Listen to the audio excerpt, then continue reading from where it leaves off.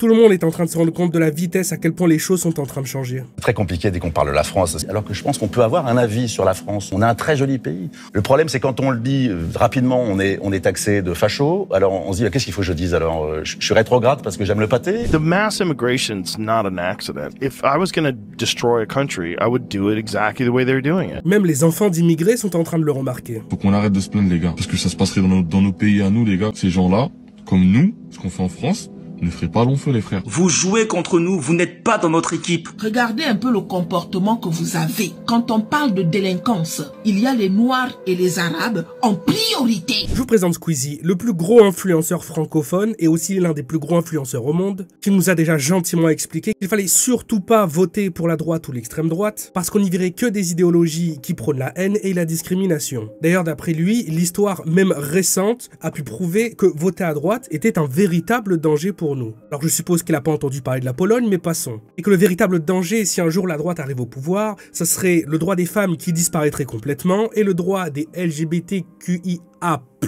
qui ne serait pas respecté. Que c'est un parti qui notamment est contre sauver la vie des migrants en mer. Et à l'époque, il avait fini par l'extrême droite ne vous aidera pas, alors s'il vous plaît, allez voter. Mais bon, heureusement qu'il avait commencé son message par « Je ne veux pas que mes convictions influent les vôtres, allez voter en votre âme et conscience en fonction de ce que vous souhaitez ». Et ça c'est plutôt drôle, parce que Squeezie il a décidé d'habiter dans un des endroits les moins diversifiés de Paris. Et d'ailleurs, si on s'en tient à certains articles de médias, il semblerait que ces autres habitations soient même pour certaines carrément dans des endroits protégés. Mais la situation du pays, même les touristes sont en train de la remarquer. Demographically wise, and you only have to look at the numbers. Chef, t'as pas le droit de filmer ici normalement. Non, mais t'as pas le droit de filmer. On n'a rien à foutre du tourisme. Pas filmer. Vous êtes venus filmer les gens à Château Rouge. Voilà. C'est ça, ouais. Vous venez filmer les gens. Comme vous venez filmer les gens, on va... Am I in Paris? Am I? This is insane. Pourquoi tu filmes? Film what? Pourquoi tu vas filmer? Viens. Don't touch me. Let me go. Non. Ta mère, je vais te casser ta caméra. Non. Liste des villes les plus dangereuses d'Europe. Alors certains pourraient me dire que c'est un classement en numéro et que ça ne vient pas directement de l'Europe, mais en même temps c'est ballot, les pays ne veulent pas donner leurs statistiques et les villes ne veulent pas être précises en fonction de qui, pourquoi et comment ils sont arrêtés. Donc évidemment, on est obligé de se contenter de l'avis des gens à travers le monde quand ils visitent un pays, quand ils visitent une ville, de savoir s'ils se sentent en insécurité ou non. Mais bon, si certains touristes n'auraient pas eu la chance de tomber sur cette liste avant d'arriver à Paris en vacances, on peut faire confiance à la préfecture de police de notre pays pour nous réaliser de superbes affiches en nous expliquant qui sont donc les personnes qui posent problème et les comportements à éviter. Par exemple, tous les Timothées que tu verras sous la tour Eiffel ou en ville vendre des contrefaçons de marque ou bien des petites tours Eiffel, il ne faut pas leur acheter. Et fais attention à ces personnes-là, fais attention à ces Timothées. C'est quoi le vrai problème au final? On a de plus en plus de personnes qui se plaignent de l'immigration, mais on a toujours autant qui continuent à la défendre. Ils en pensent quoi, eux? Why does the UK fear immigration? We're told to. The capitalists and the billionaires that are in charge, they tell us to fear it because they need someone to blame for our problems. Moi déjà je suis contre le système de frontières, genre même juste pour moi le mot immigration il veut rien dire. La place s'accueillir, il y a je crois que c'était quoi, 4 millions de logements vides en France pour accueillir plein de gens, c'est des mensonges de dire qu'il n'y a pas de place. Ah mais c'est ça le problème, c'est les riches et les élites, c'est les riches qui sont en train de détruire notre pays. Et ça n'a rien à voir avec l'immigration de masse que l'Europe est en train de subir. Mais alors pourquoi les gens sont en train de péter un câble à propos de cette femme il y a 4 jours qui s'est fait terminer par un migrant illégal alors qu'elle quittait son travail?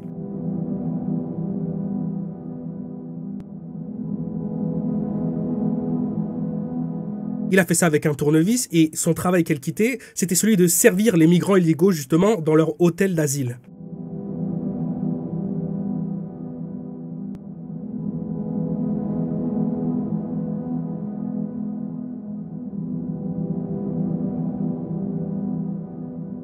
Asylum seeker laughed and danced after a worker in his migrant hotel to death. Mais non, les gens sont pas contre cette vague migratoire à cause de ce qu'elle représente. Les gens ont la haine de cette vague migratoire parce que c'est les élites et les riches qui nous disent de le faire. Mais alors pourquoi les gens pètent un câble à propos de l'histoire de cette petite Lola qui a fini dans une valise?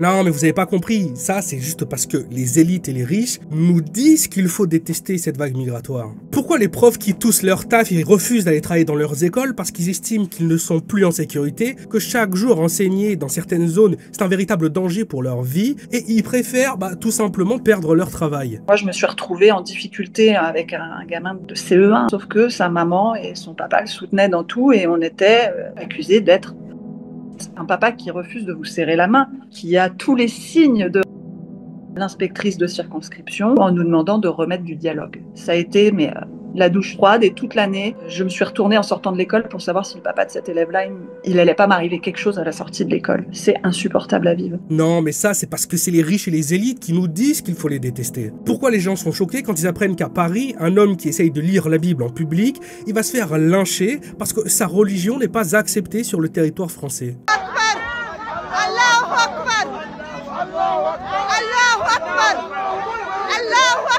وإذا جاء نصر الله والفتح ورأيتمونا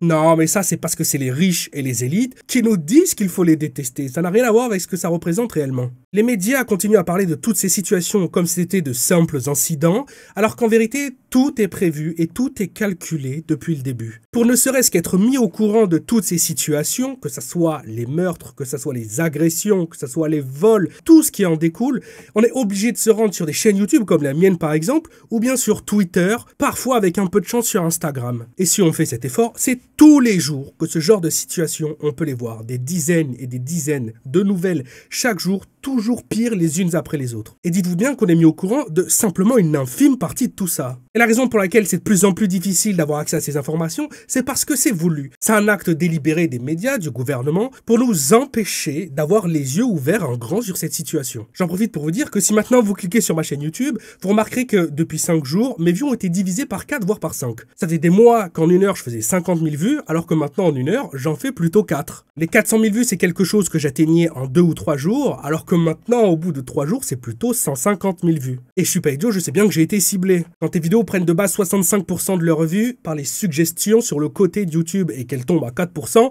c'est que YouTube a décidé d'arrêter de te partager. C'est pourquoi c'est important que tu t'abonnes et que tu actives les notifications avec cette cloche, parce que je ne peux plus faire confiance qu'aux gens qui sont abonnés à ma chaîne YouTube pour que ces vidéos soient vues par vous. J'arrive pas à trouver une seule raison positive, un seul truc positif d'accepter des centaines de milliers ou des millions de personnes venues de l'autre bout de la planète et d'espérer que nos deux cultures puissent s'adapter. J'ai beau tourner le sujet dans n'importe quel sens, je vois pas comment ça peut bien finir. La seule chose que ces vagues migratoires apportent, c'est la disparition de la culture du pays qui les accueille, l'appauvrissement de ses citoyens et l'insécurité qui s'installe. Les maths, la démographie, les chiffres sont formels, la population va tout simplement disparaître. Et le pire dans tout ça, c'est que je suis pour la diversité. J'adore le fait qu'il y ait des tas de cultures différentes sur notre planète. Je suis quelqu'un qui adore partir dans un pays où la différence est la plus extrême possible, que ce soit la langue, les coutumes, la culture, c'est ce que je kiffe le plus. Mais il faut pas que ça soit au détriment d'une autre culture ou d'un autre pays. Est-ce que vous trouverez là normal que le continent africain, demain, ça soit des centaines de milliers de personnes par semaine qui arrivent d'Asie? Des Chinois, des Indiens qui viennent par centaines de milliers par semaine sur le continent africain et qui s'installent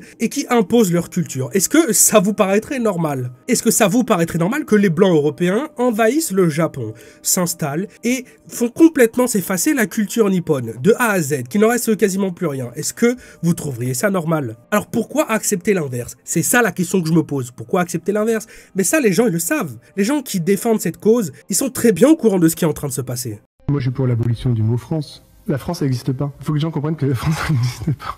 Quand les gens s'opposent à la théorie d'un remplacement, je sais pas quoi, on dit mais on s'en fout. Je veux dire, si jamais dans 100 ans, la France, il y avait que des Noirs, des Arabes tous volés, bah tant pis, on s'en fout. Et il faut comprendre que la demi-mesure, ça les intéresse pas à ces personnes. C'est tout ou rien. Soit t'es à 100% avec toutes leurs idées, soit t'es un facho. Je quitte la manifestation parce qu'en fait, on m'a arraché, j'avais mon drapeau sur la tête. Et j'ai essayé de protéger une autre personne du groupe là qui commençait à se faire tabasser, et en gros on nous a dit de partir parce que on voulait pas de facho, et que je dis mais non, je suis pas facho, j'ai un drapeau français, je suis française, j'ai le droit d'être là. On m'a dit non, la France On s'en fout, il faut être internationaliste. L'époque des gilets jaunes où tout le monde était ensemble main dans la main, elle est terminée. Hein. Maintenant, d'après eux, il n'y a que deux camps. Soit t'es un facho, soit t'es un antifa. Il n'y a pas d'entre-deux. Se dire qu'on arrivait au stade où je crois qu'on est le seul pays au monde, hein, il fallait bien qu'on soit premier en quelque chose, le seul pays au monde où notre drapeau est fondamentalement catégorisé de drapeau raciste. Et c'est tellement une dinguerie que quand j'en parle à mes collègues étrangers, ils ne me croient pas. C'est simple, on me croit pas en fait. C'est des choses qui ne rentrent pas dans leur matrice de base. Ça n'a pas de sens pour eux. Comme si je leur parlais dans une langue qu'ils comprenaient pas. Quand un Français met son drapeau, il est raciste. Alors qu'un Français n'a pas le droit d'être français et de clamer très haut dans son propre pays. Pourtant, les signes, ils sont là, hein. Paris.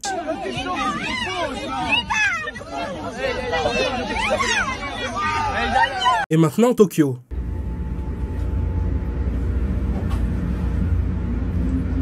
De retour à Paris.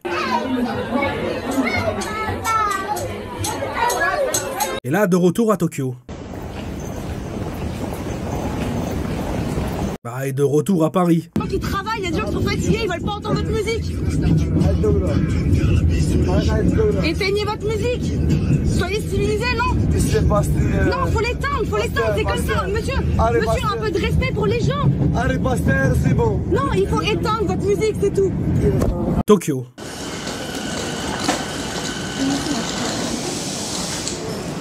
Paris. Scène identique, quelques stations plus loin, porte de la Chapelle. Cet homme s'apprête lui aussi à consommer des stations de métro, lieu de où les usagers. Tokyo. The next station is Nakarani. JC53. Et me dites pas que c'est parce que Paris est une ville qui a tellement de citoyens que c'est difficile d'y maintenir l'ordre. Hein. À Paris, il y a 2 millions d'habitants. À Tokyo, il y en a 14 millions. Et ne venez pas non plus me dire que c'est à cause de la répression, puisque les forces de l'ordre en France sont beaucoup trop dures, c'est beaucoup trop difficile. Non. Au Japon, crois-moi, la loi de pas fumer dans la rue, tu la respectes. Quand tu vois ce qui se passe avec les personnes qui respectent pas la loi là-bas. Et j'aimerais surtout que les gens commencent à comprendre que cette même chose que ces personnes supportent, les vagues migratoires, c'est justement ce qui rend ces élites riches encore plus riches. Ils s'enrichissent littéralement sur ces vagues migratoires. Il serait peut-être temps de réfléchir 2 secondes. Bon, abonne-toi à la chaîne, je sors tout le temps des vidéos, même si quelqu'un avec beaucoup de pouvoir a décidé qu'il était temps qu'on arrête de me regarder.